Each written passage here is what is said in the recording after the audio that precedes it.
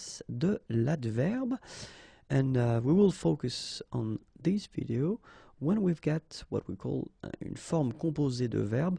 So if you're thinking about, for instance, passé composé, all these composed tenses where you've got two parts, remember, first you've got avoir or être, and then the second part is le participe passé. Okay, so we'll see where we should put the adverb, l'adverbe, when we've got this type of structure.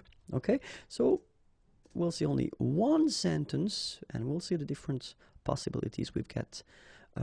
So where to put this adverb. Okay, so the first one here we've got il a attendu patiemment le train.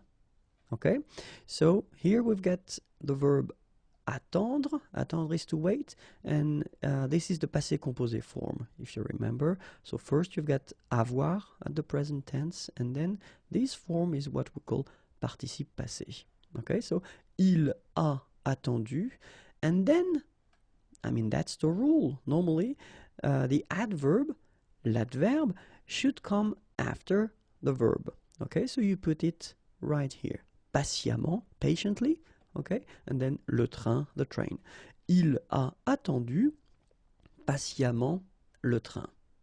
All right, so that's, I mean, the first option you could have if you want to construct this type of structure in which you will have this adverb, okay, and then if you've got this structure like here when you've got a composed tense, so two parts, okay, but then the same sentence, and it's also possible, il a.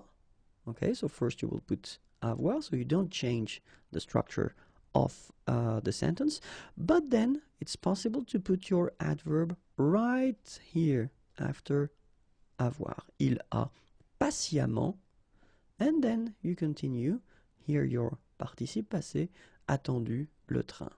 Okay, so the first one, il a attendu patiemment le train, and then the second one, il a patiemment attendu le train. All right, and then we've got a third option, so it would be also possible to put it like that.